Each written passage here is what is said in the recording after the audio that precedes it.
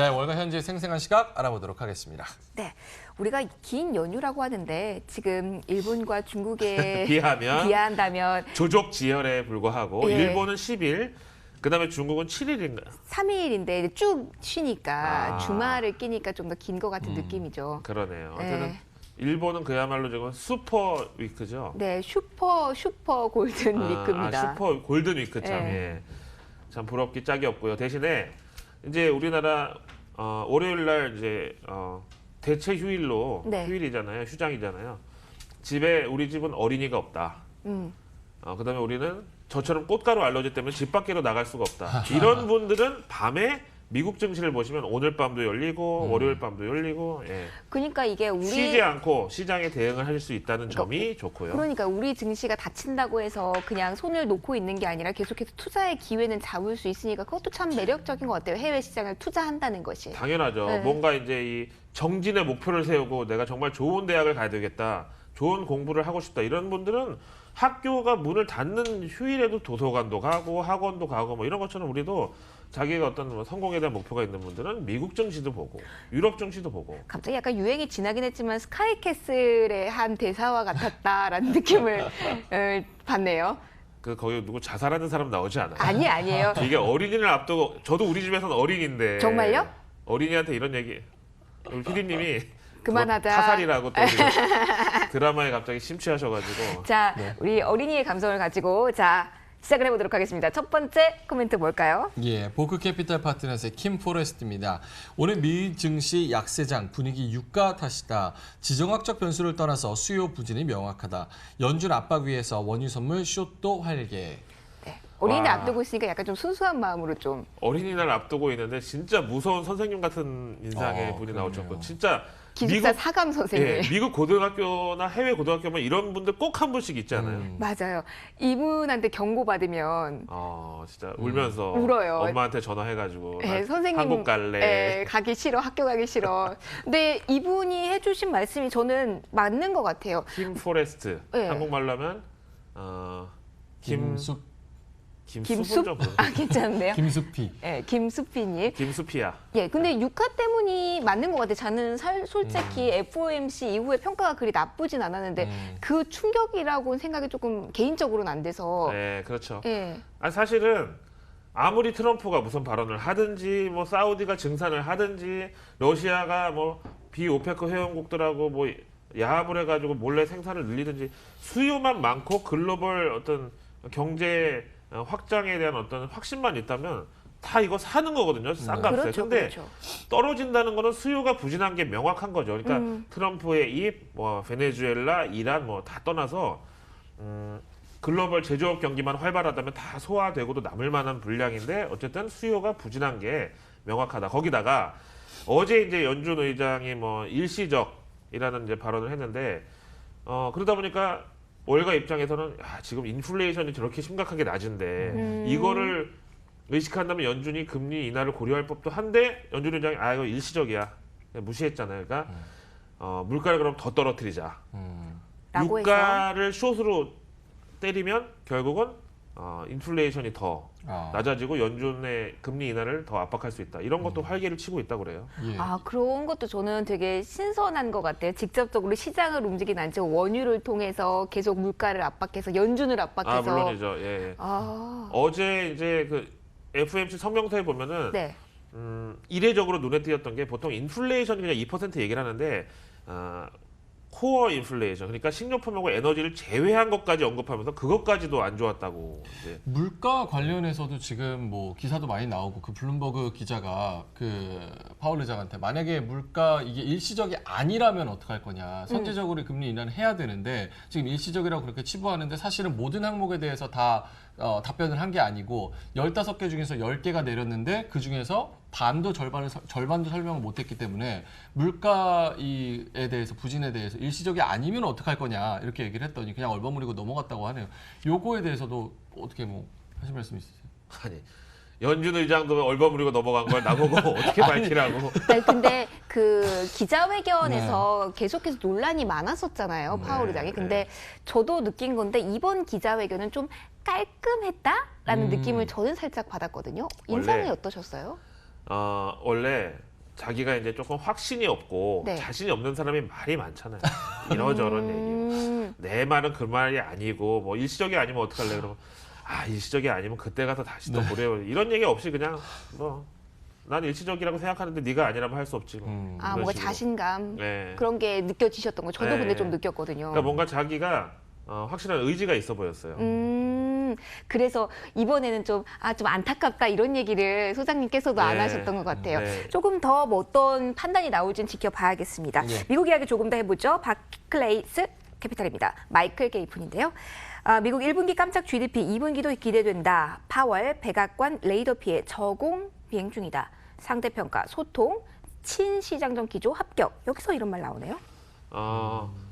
이제 FOMC 끝나고 이제 하루 지나서 시장에서 그 연준 의장의 기자회견을 복귀해 보는 거죠. 근데 이제 솔직히 조금 서운했던 거는 월가 입장에서 사실인데 서운했던 걸 조금 배제하고 상대 평가로 봤을 때는 그래도 연준이 저만하면 연준 의장으로서 소통 그리고 친시장적인 기조면에 있어서는 합격이다. 왜냐면 이제 어제 한마디를 또 해준 게 인플레이션이 추가로 하락한다면, 그러니까 이제 일시적이고 아니고 이거는 이제 얘기를 얼버무렸지만 여기서 추가로 더 떨어지면 그때는 팔러시, 그러니까 정책 대응을 고려해 보겠다 이렇게 얘기했잖아요. 그러면 백악관도 만족시키고 시장도 만족시키는 그 한마디였던 물론이죠. 건가요? 대신에 지금 이제 어떤 논란의 여지가 될 만한 발언을 하지 않고 지금은 금리를 올릴 때도 내릴 때도 아니다. 이거는 백악관의 어떤 레이더망을 피해서 저공 비행 중이다. 그런데 지금 1분기 GDP 3.2% 성장 나왔는데 이게 왜 2분기까지도 이어질 것으로 보냐면 알다시피 1분기가 1, 2, 3월이잖아요. 네. 근데 1월, 2월은 연락이 부진했어요. 네. 근데 3월달 들어서 갑자기 튀어오르면서 이게 1, 2월달 부진을 만회하고도 남을 만큼 서프라이즈 수준이 나왔는데 그게 4월에 가서 뚜껑 끼지는 않을 거란 말이죠. 그러니까 그런 차원에서 1분기 GDP 서프라이즈로 나왔는데 예를 들어서 1, 2월달이 좋았고 3월달에 쳐졌다면 2분기는 기대할 게 없는데 거꾸로 1, 2월달은 그냥 거의 버려도 좋은 평균을 깎아먹은 수치인데 3월달에 갑자기 팍 뛰어오르니까 이제 이게 4월, 5월까지 이어진다면 2분기 GDP도 좋아질 거다. 그럼 연율 기준으로도 3%를 기대해 볼 만할까요? 이게 백악관은 3%를 얘기를 하고 있는데 다른 투자은행들은 2%대를 다 얘기하고 있었잖아요. 심지어 1.8을 보는 데도 있고. 네. 근데 이제 하반기가 그렇게 안 좋아질 가능성은 지금 이분 입장에서는 그렇게 높게 보고 있는 것 같진 않은데. 솔직히 제가 글로벌 랩의 소장으로서 말씀드린다면 그 어떤 결과가 나온다고 해도 한국 GDP보다 좋을 겁니다. 그건 그렇죠. 근데 선진국이 그러면 그만큼 어떤 가는 거 주식을 해야 대단한 거예요. 되는지, 네. 선진국이 그만큼이면 대단한 거예요. 그죠? 아니 저는 김민재 앵커 무서울 때 제가 뭐 얘기했을 때 이봐요. 아닙니다. 저 굉장히 어리 같은 감성으로 되게 소년데 그냥 짚어. 그거 화내면 무섭죠. 예? 나는 이게 예. 내 뺨으로 날라왔을 때 어떻게 될까를 생각하면 두 섬찟하지 분 않았어요. 왜 그러십니까? 그냥 허리가 아파가지고 이렇게 한번 잡았던 벌써 허리가 아파요. 예 그런 나이입니다. 그래서요. 질문이. 미국이 좋다고요? 그러니까 예. 어떤 결과가 나와도 한국보다 높을 것이다. 그러면은 이제 가능성은 미국에 있다라고 올해는 보는 게 맞긴 하네요, 사실은. 그렇죠. 예. 작년에 그렇게 미국 증시 폭락할 때도 심지어 그 와중에 그래도 미국을 가야 된다.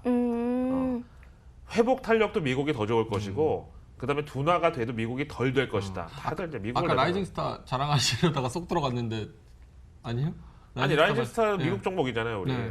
당연히 그런 점에서 국내 중소형주 개별주보다 훨씬 낫다는 거죠. 그러니까 기회를 오늘 밤부터도 꾸준히 여러분도 저희와 함께 찾아보시면 좋을 것 같네요. 예. 다음 이야기 좀 해보죠. 뭐 영국도 영향을 미치니까 이 이슈도 짚고 가도록 하겠습니다. 예, 던앤 브래드스트리트 마커스 크루거입니다. 영국 신용등급 불안에서 안정적으로 상향. 브렉시트 불안 속에 실업률은 사상 최저다. GDP, 인플레 전망, 뱅크 오브 잉글랜드 금리 인상 가능. 브렉시트로 좀 혼란스러웠던 가운데서도 영국 경제는 좋았어요. 그러니까 결국은 영국의 어떤 스플렌디드 아이솔레이션이라는 게 네. 우리끼리 잘 살자는 그런 의지가 맞고 이제 브렉시트 중에서 가장 이제 국민들이 정서적으로 공감을 했던 건 뭐냐면은 너무 무슬림이나 외부 사람들이 너무 많이 들어온다. 사실 제가 그 대학원 다닐 때 자꾸 폭탄 테러 나는 지역이 우리 학교 근처하고 제가 건너 다니던 다리, 그다음에 러셀 스퀘어라고 제가 이제 가면 묵는 곳, 네. 자꾸 그 주변에서 폭탄이 터지는데 다 이민자들의 범죄였거든요. 근데 그러다 보니까 이제 브렉시트 표결 가고 이런 와중에서 아예 결정은 안 됐지만 당국에서 아무래도 거기에 맞춰서 좀 국경이나 이런 것도 좀 강화하고 그랬을 거 아니에요. 그러다 보니까 그런 불안 속에서도 영국 국민들의 실업률은 상당히 많이 떨어졌고 고용은 굉장히 좋아졌다. 그래서 그야말로 영국 경제는 브렉시트 혼란에 다가가면서 나이키 커브로 지금 다시 상승 중에 있는데 지금 현재 영국 고용 인구 숫자가 3,270만 명이래요. 영국 전체 인구가 6,700만 정도 되죠. 그러면은 그러니까, 이거 괜찮은 거 아닙니까? 아니, 그러니까 절반 이상이 네. 좀 어쨌든 근데 여기 이 고용 인구 숫자가 올라간 이유가 이제 이민자들 고용하면 그 사람들이 인구 통계에 안 잡히는 사람들인데 그만큼 이제 영국 순수 국민들한테는 고용의 기회도 많이 돌아가고 이 사람들이 이제 더 안정적인 가운데서 경제 활동하고 소비도 늘어나니까 영국 경기가 좋아진다. 그래서 이제 마크 카니도 이렇게 간다면 우리가 금리 인상까지 고려해 줄 수 있다는 이제 자신감 발언을 오늘 한 거죠.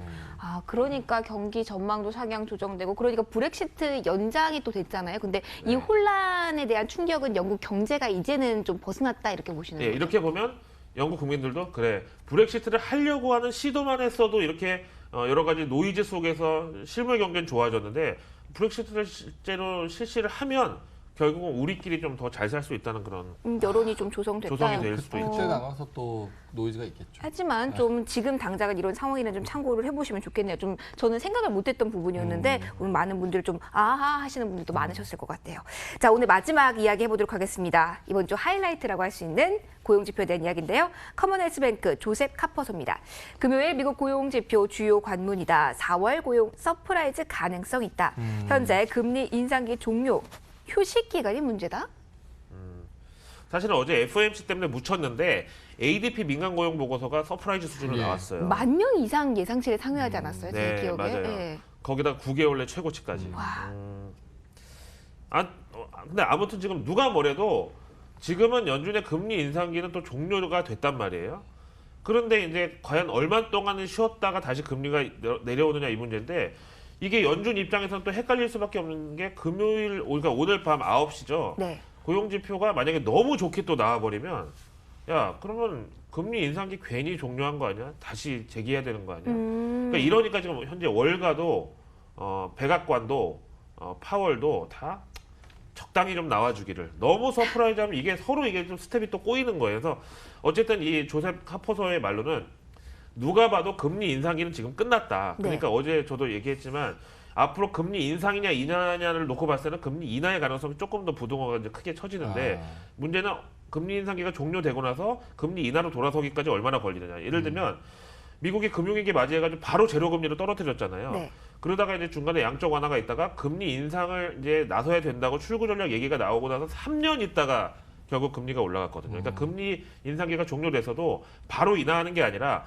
금리를 내려야 된다는 이런 논란이 한 1, 2년은 있다가 이제 내려갈 수 있다는 그 거예요. 시간이 3년이나 됐던 건가요? 네, 금리 인상은 그랬어요. 아, 저는 되게 짧게 느낀 거였는데 시간이 왜냐하면 그랬군요. 그때마다 예. 금리 인상의 필요성이 대두 될 때마다 시장이 자해 공갈을 하면서 폭락을 시켰거든요. 예, 알겠습니다. 이번에도 오늘 밤 나오는 고용지표 그 잘 주목을 추이를 해봐야겠네요. 잘 살펴볼 필요가 예. 있겠습니다. 자, 증시 전반적인 상황 그리고 펀더멘탈, 미국의 펀더멘탈까지 알아봤습니다. 김육 소장이었습니다. 안녕히